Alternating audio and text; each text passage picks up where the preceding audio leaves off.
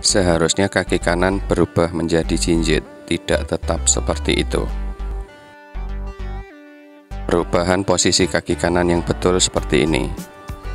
Ini basic memegang shuttlecock-nya. Saat memukul, tangan kanan tidak boleh kaku. Berikut ini cara menjatuhkan shuttlecock yang salah. Seharusnya diangkat sedikit ke atas, tidak langsung diturunkan.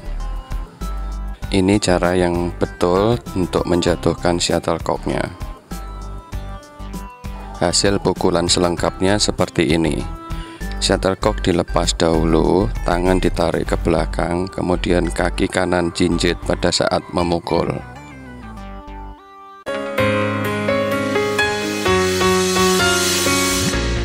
Halo para pelatih dan Bapak Ibu yang mempunyai anak untuk dilatih sendiri. Jumpa lagi dengan saya di channel Badminton Club Indonesia ini. Channel ini khusus membahas tentang badminton dari basic, mulai dari anak yang tidak bisa apa-apa, kalian ajarin mengikuti petunjuk di video ini sampai dia nanti mahir. Di video yang lalu saya sempat tunjukkan bagaimana cara melatih ayunan, khususnya ayunan yang sering adalah di atas, sehingga kalian bisa mengajak anak kalian untuk bermain dengan pukulan-pukulan atas. Sudah mahirkah mereka? Baiklah. Sekarang di video ini saya akan menunjukkan tentang cara servis. Cara servis sangat penting sekali karena jika kalian hanya melatih anak kalian melakukan stroke pukulan atas, pukulan bawah, tetapi ketika shuttlecock jatuh di area dia, tapi dia tidak bisa melakukan servis, maka kalian akan kesulitan. Baiklah, di video ini saya akan tunjukkan cara basic atau cara-cara melakukan servis yang benar secara bertahap. Akan saya tunjukkan beberapa hal. Ada hal yang terpenting, ada hal yang sering dilakukan kesalahan bagi anak-anak yang kecil. Yang pertama adalah tentang cara memegang shuttlecock. Cara memegang shuttlecock untuk melakukan servis adalah seperti memegang gelas. Jadi memegang gelasnya tidak boleh digenggam, melainkan memegang gelas seperti ini. Tidak boleh memegangnya seperti ini, tidak boleh memegangnya seperti ini.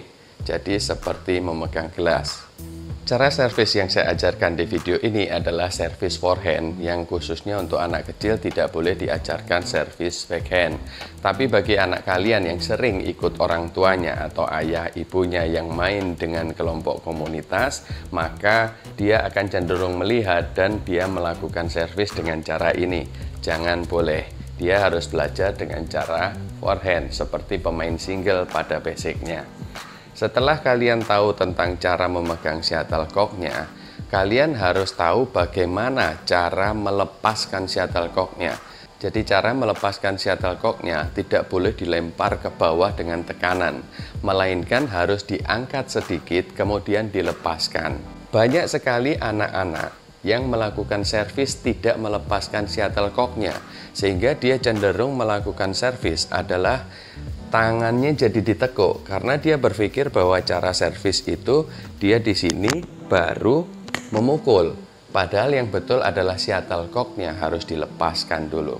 Nah, di sini saya akan ajarkan cara melepaskan shuttlecock-nya dengan latihan, bisa kalian latih di rumah.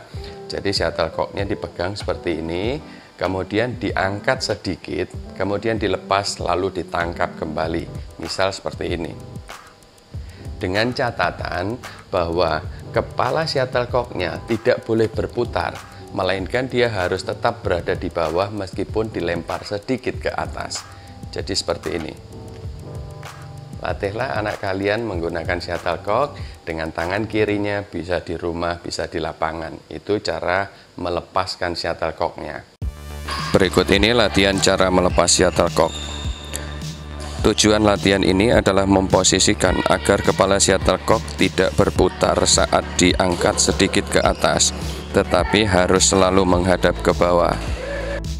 Shuttlecock-nya harus jatuh di sekitar badan yang mana. Itu penting banget, karena kalau jatuh shuttlecock-nya untuk anak yang baru biasanya diletakkan di depan badan. Ini salah. Yang betul adalah letakkan di samping badan, sehingga dia leluasa untuk melakukan servis.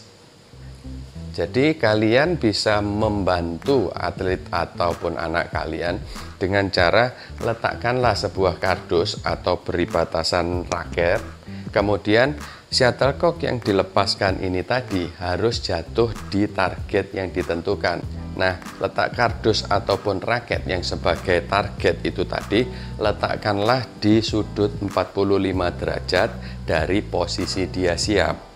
Kemudian dia lepaskan seperti ini sampai ini jatuh. Itu tidak mudah bagi anak kecil. Berikut ini basic latihan cara servis badminton yang kedua, yakni mengetahui area tempat jatuhnya shuttlecock. Di sini saya beri tanda raket. Jadi para atlet harus bisa menjatuhkan shuttlecock pada senar raket yang ada di bawah. Kalian perhatikan letak raket yang di bawah. Itu tidak tepat di samping badan dan tidak tepat di depan badan, tetapi 45 derajat terhadap badannya. Dan untuk basic gerakan melepasnya adalah seperti cara yang pertama tadi. Kini kita saksikan dari posisi belakang. Dari sini kalian bisa melihat area jatuhnya shuttlecock adalah di samping depan badan. Tujuannya dijatuhkan di area tersebut adalah supaya shuttlecock lebih mudah dipukul oleh si atlet. Kalian perhatikan juga gerakan ayunan tangan kirinya. Diangkat dahulu, kemudian dilepaskan. Pada saat melepaskan, kepala shuttlecock tidak boleh berputar, melainkan harus tetap jatuh tegak lurus.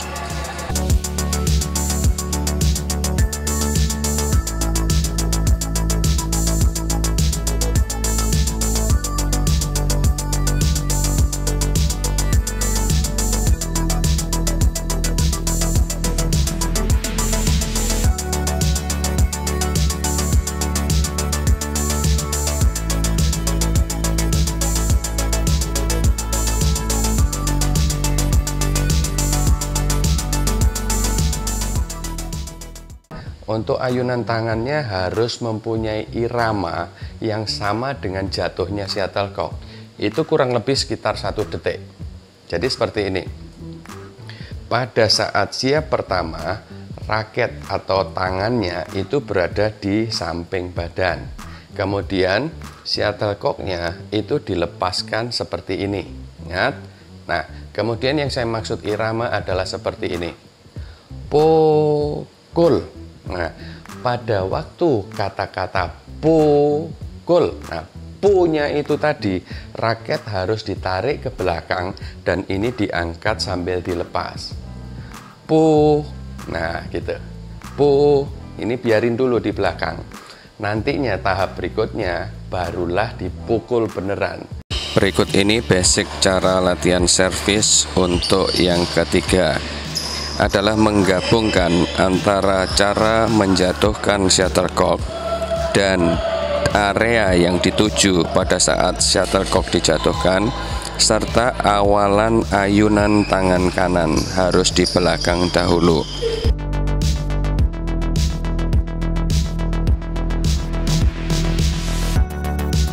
Kalian bisa perhatikan di sini, pada saat diangkat dan dilepas, tangan kanan berada di belakang badan.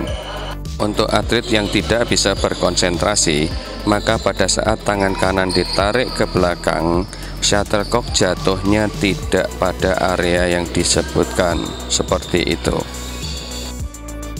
Jadi irama pu itu tadi ini dilepas, tangan ditarik ke belakang, itu pu. Pada saat kul itu 1 detik, shuttlecock ini akan jatuh di bawah, kemudian raket diayun.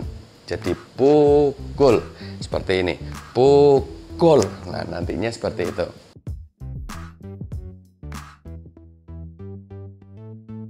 Untuk tahapan ayunan tidak usah sempurna dulu, yang penting kena.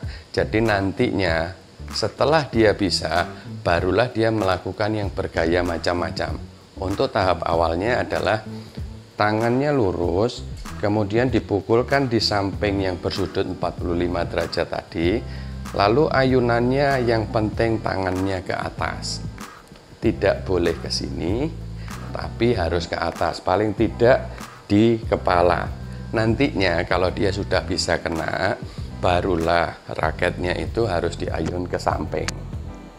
Ingat ya, jika anak kalian atau atlet kalian sudah menguasai, maka bisa bergaya dengan bermacam-macam. Misalnya seperti Susi Susanti, gelasnya diminum misalnya, jadi seperti ini. Nah, untuk atlet yang baru belajar, raketnya tidak usah diangkat di sini.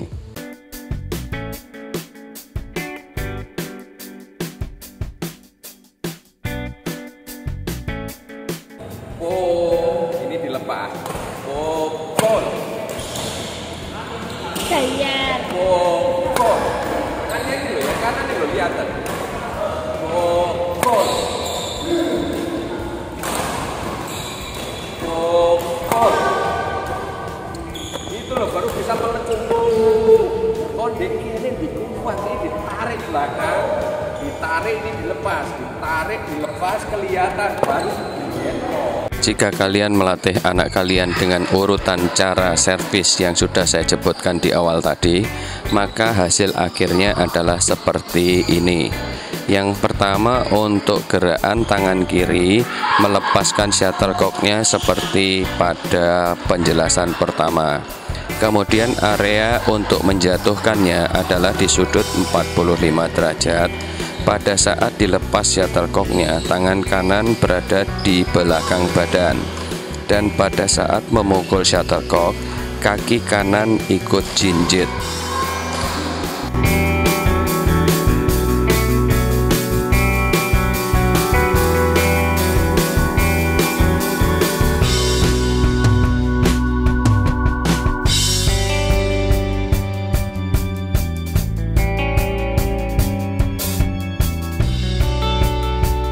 Kesalahan atlet kecil ini adalah perputaran badannya berlebihan dan shuttlecock tidak dilihat saat memukul.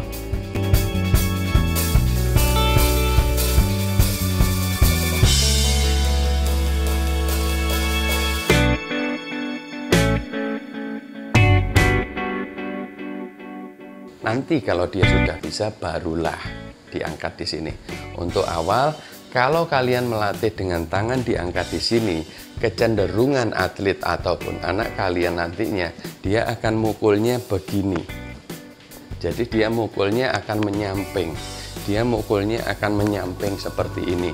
Nah, itu akan berimbas ketika nanti pada saat melatih untuk netting, dia tidak bisa melakukan lifting angkatan dengan benar, karena gerakan liftingnya nanti itu juga cenderung seperti servis. Padahal gerakan lifting adalah lurus, kemudian diangkat. Nah, gerakan ini yang kita gunakan juga untuk servis. Sekian dulu pelatihan bab 2 kali ini. Nantikan pelatihan bab 3 dan pelajari bab sebelumnya.